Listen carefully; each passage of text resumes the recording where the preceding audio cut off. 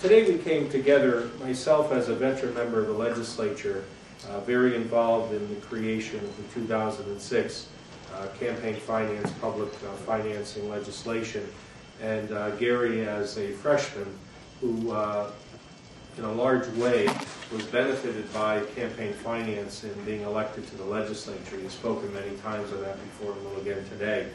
And our message today is that the legislature must act. This foot dragging, the discussions that have been taking forth in the building have to stop, and we must act. Lobbyists, special interests, some lawmakers would love this bill to come crashing down and not happen. And the time to act is current. I'm calling on the leadership of the legislature, both the House and the Senate, to e-cert a bill at our next legislative session. It may be in a couple of weeks, but frankly, if we need to be called in sooner, we should do that. We should make the change in the bill that's necessary. The most glaring change is, of course, the minor party representation. Make that change that the courts have struck down in the previous bill. Make that change that we need. And as far as the lobbyist ban, I believe we should keep that in place until the court has made a decision on that particular part. I think if you recall, Judge Underhill did uphold the ban on lobbyists and contractors. That piece is being appealed, and that was brought together under one bill that's currently in appeal. It likens me to the days when I was on summer camp staff and the kids in the dining hall waiting for dinner would sing a song, "Here we sit like birds in the wilderness waiting to eat." And I liken that to the legislature. Here we sit like birds in the wilderness waiting for the legislature to act. And it's time that we act. The more we waste, I don't want a month from now having to say, "I'm sorry, I told you so," that the bill would come crashing down and not happen. So I want to call on Representative Winfield Holder to say a few words, and we'll be happy to answer questions. Good morning. This is I think one of the most important things we can do. You know, we can argue all of the different bills that we have, but I think this speaks to who gets to come here and what bills will come up. I think you know that I participate in this system, and I wouldn't be here if we didn't have this system. And I think it's important that we remember that what we do in this building, the representation we're supposed to be giving people, is dependent on the process in place to allow people to arrive in this place. And there's no reason why we're not doing the fix to the campaign finance system. The only reason is that there are people, as Chris said, who want this thing to fall apart. And waiting allows for that to happen.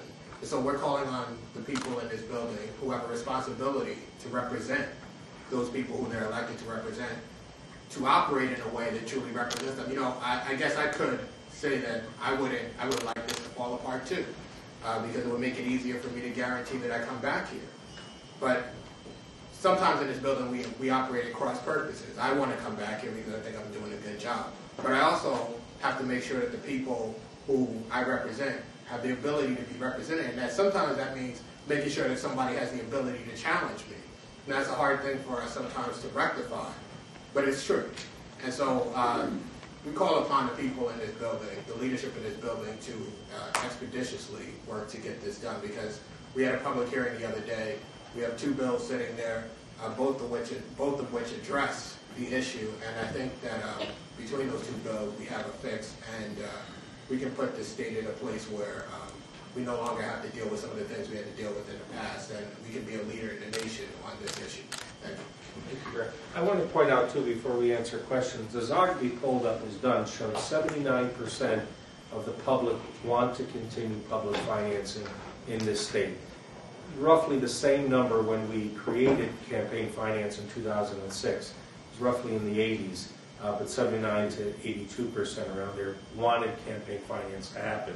There's a clear message from the public that they want this program to continue. However, there are lobbyists, there are special interests, there are lawmakers, as I've mentioned, have been working behind the scenes in this building to stop it. And just as there are lobbyists who want to stop it, there are those that want to keep it. As a matter of fact, I was at an event last week and a lobbyist came to me and said, he thought it was great that he didn't have to spend roughly $7,000 to $9,000 a year of his own funds in order to support candidates running for office. I can give you a list of those lobbyists who feel that way. The larger lobbyists and the larger companies with more clients feel differently. They would like to keep the system the way it is. As a matter of fact, at the public hearing, the GAE committee last week, one of the lobbyists were asked by Representative Lawler, had things changed?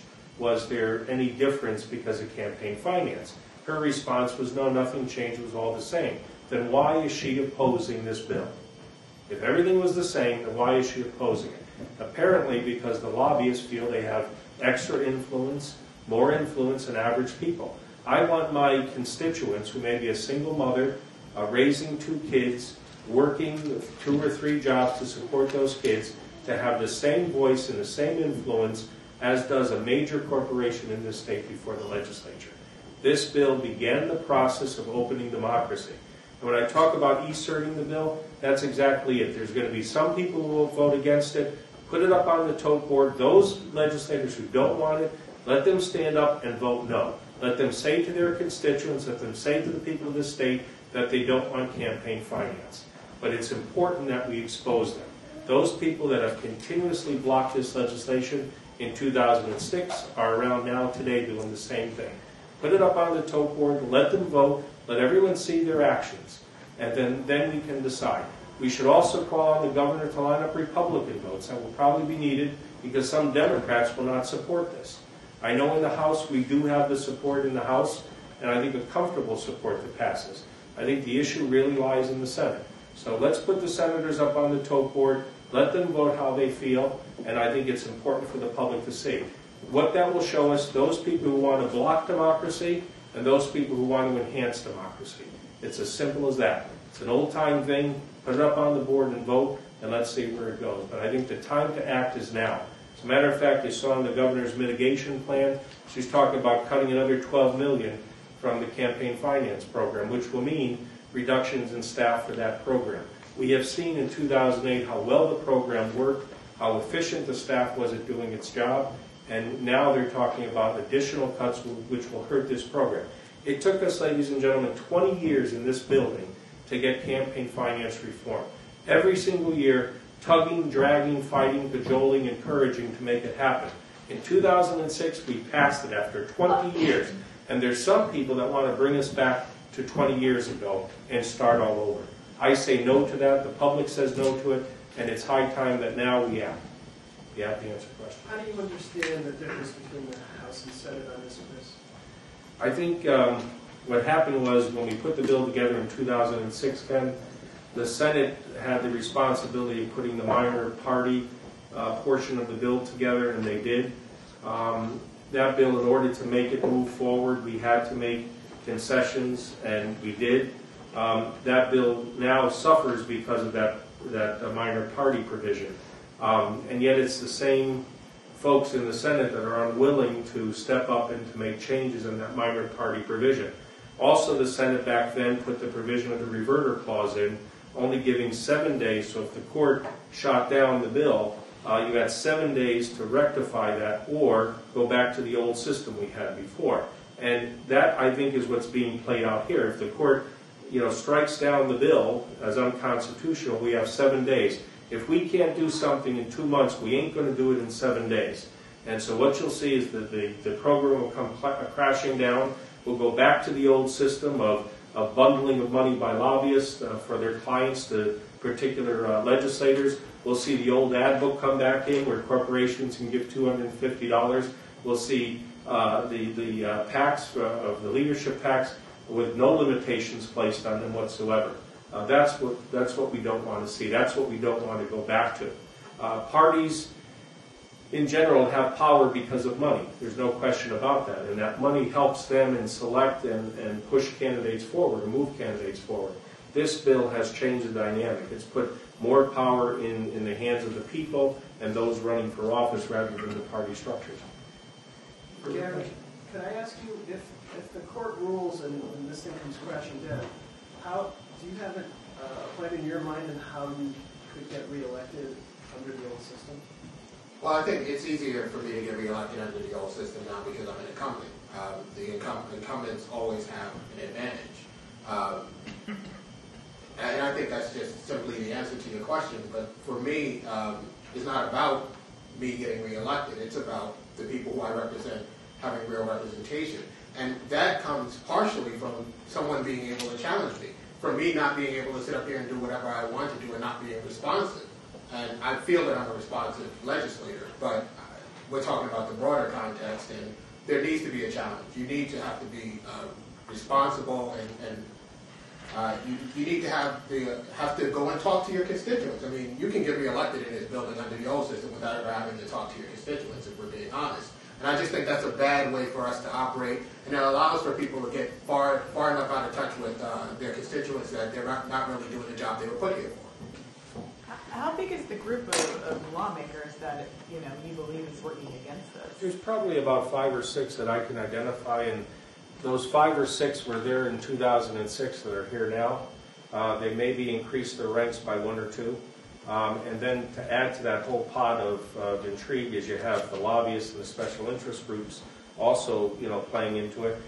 Ken, just to follow up a little bit to the question of Gary, in 1991 when I came in the legislature, I'll never forget, there was about 6 or 7 lobbyists that came up to me and said that we contributed to your opponent, we didn't contribute to you because you weren't the incumbent, but in your next cycle we'll contribute to you. And see, that was what was going on then, and then up until we passed the law in 2006, it was continuing. And it was this feeling that they gave you preferential treatment because you were the incumbent, and that gave you the power. I think that was the same fear in the Senate, in 2006. Their fear was, well, if a minor party candidate came up, could they be knocked out of office where they were running? And as we've seen, those incumbents that weren't doing a good job, that had lost touch with their constituents, that weren't involved the way they should have been, in many cases lost. But those who were active and involved actually won again. And so that's why we feel the system needs to. Who are these 5 or 6 legislators? Back then, McDonald was one. He was on our work group, as a matter of fact, in the summer months, but he had many issues with it. Let's see. Gail Schlossberg had issues with it back then. Bob Duff had issues with it. Let's see. There were some that voted for it, I think, frankly, because of the artful ability of Senator DeFranco speaking to them in caucus and getting their support. But Edith Craig was not a champion of this, and now her opposition to it is, frankly, not surprised. But those are some of them. And again, there's a few others that are still there that I think are part of the issue. Is this group still the one working against it? Senator Schlossberg, at least publicly, has taken a strong position in favor of taking quick action. So do you think she's operating at cross purposes? Or well, I think, there's the public face, and then there's the caucus face. And, the public face, everyone wants to be on the side of the angels, which are the people. And in the caucus side, everyone wants to talk among their little group. All I can say that if Senator Schlossberg is in favor of this, then she should instruct her leadership to e-cert this bill along with the House leadership. And I know the House leadership is squarely on board with this, both the Majority Leader and the Speaker, and we have a comfortable margin in the House. As a matter of fact, if you remember, Mark, there was an amendment to trash the bill by Corky Meserick, and I might add, Corky's opposed to this, but his opponent almost beat him by 50 votes. That was the difference. This was a single mother who was working 2 jobs. She was a waitress. It was a real poster child for campaign finance.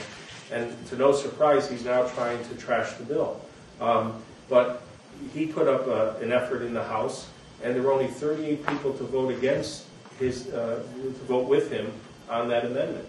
That was mainly the Republicans and him. That's where the 38. So clearly we have the support in the House. But the Senate, Senator Schlossberg right now should encourage e-certing the bill.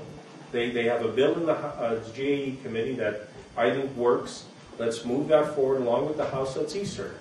And then put everyone on the spot to vote, either yes or no. But this constant, the governor's talking about a summit. We had a summit in 2006. We had a summit in her office.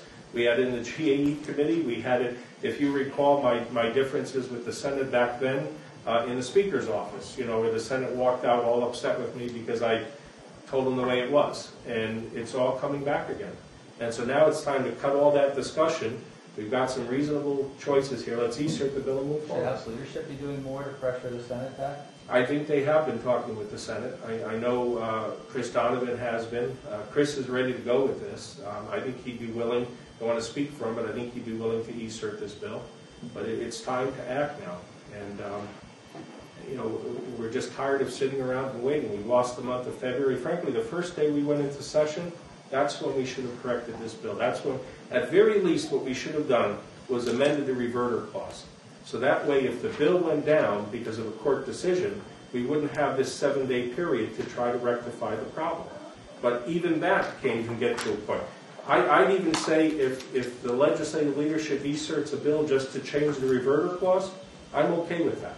But they've got to do something. In this constant talking and discussions and public hearings, these issues have been vetted time and time again. It's time to act now. Why hold this press conference today? I mean, I know that you're encouraging well, you know, I'm going to tell you. legislation, but I mean, was there anything special Yeah, about you know, today? the GAE committee, frankly, Christina, I went to speak. I sat there for 4.5 hours. And you had the chairman of the Republican Party, Chris Healy, who was a tobacco lobbyist in this state, you know, get up, and he gets up to speak before elected officials do, and the general public, you know. And then I'm sitting there, and I'm waiting and waiting and waiting. It goes for 4 hours. And then a group of lobbyists get up. The two people who represent the Association of Lobbyists, they get up to speak. And here I'm sitting for 4.5 hours. I had other things in my district. I had to leave. So you see, the nonsense that's been going on in this building continues. You know, when I was chair of the G8 committee, the public got to speak first. That meant lobbyists, party chairmen, they were not part of the public. They fell into public officials, elected officials at the end of the day. Because people who are up here from the general public have other things to do. They've got to speak and move on. But I'm sitting there here I am, one of the architects of the 2006 bill. I'm sitting there for 4 hours. And I just said, you know, it's time that, you know, enough of this nonsense where the lobbyists get up and speak. Chris Healy gets up to speak. The party chairman get up to speak. And I said, you know, it's time that we as legislators who are going to actually vote on this bill get up and say it's time now to move on. Can I also say that when the stories were written the next day, the story was really more, I think, about what Chris Healy had to say and this program being a fraud than what some of the others of us said. Doing this puts the issue back out there in a way that when your stories are written tomorrow and people read those stories, they get to hear what people in this building who have paid attention to this, have studied this, have actually operated under it, have to say, and some of the proponents who they didn't get to hear. You know, I was in that room the same time as Chris, and I stayed till the end. The only person that testified after me was Ms. Rockman, who came back to answer questions. So I was the very last person. And I spent the whole day there because this is an important thing. And it's not a fraud. You know, under this system, people who have $5 are as important as people with $100. How else do you get that? How else do you get the little old lady who really has felt as though she has no voice in politics to have a voice? You don't get that under the old system. You only get that under this system because I have to spend as much time with her as I have to spend with that person with $100 because she allows me to qualify towards the number of people I need. And so this program does things that no other system we have can do. And so if we abandon this program, what we really abandon are the people who we say we represent. You know, and it's not easy to stand up and point out colleagues, and I'm willing to do that. There's certain issues in this building where you have to stand up and take a stand, and this is one of them I feel is so important fundamentally to the democracy in this state. And it has opened the door since 2006. We had more women run into campaigns. We've had more people of color, in particular within the cities where primaries have been unheard of because you could never work against those political machines. We saw more candidates run in primaries, and we've had to take a stand. And this is one where we have to take a stand. And any of those legislators I've mentioned personally, I want them to say I'm wrong and to come out and say they're for this bill and that they'll support it. But frankly, we have to move forward. From my understanding, the Senate is divided on it. They've had caucus. That's why it's not moving forward. I've talked to Republican leaders who said they'll make the difference. They'll bring some Republican members in the Senate to vote for this bill. Well, now's the time to put up. Now's the time to have a vote taken, and let's move on with this business. May 20th, I think it is. That's when most of the conventions are going to be happening throughout this state. May 20th. We don't have a lot of time to screw around with this thing. We don't have time to wait. May 20th, candidates are ready to move forward or not. We already had Susan Bisons, who was a champion, an ardent supporter of campaign finance, already says she's opting out of it. So that means, what do? Do we allow all millionaires to run in 2010 and not allow people who aren't millionaires to have a chance to run? Is that what we're saying? There are other people that want to run that the public should have a right to see, to hear their views, to hear their issues, to hear the merits on the story. In 2006, we had Governor Rell run against John DeStefano, and you saw how that turned out. She had more money, she had more influence, the power of incumbency. He was silenced in that race. So what we're saying in 2010, everyone who wants to run for governor, anyone who wants to run for attorney general or those positions, should have an opportunity, not only those that have amassed wealth and be able to run those campaigns. It should be everyone. But if this legislature does not act and get off the duff, and not Bob Duff, but get off their duff, then what will happen is we will not have this program in place for May 20th. And that will definitely play into the hands of the special interests, the lobbyists, the lawmakers who don't want this to happen. Further questions? Okay, thank you all.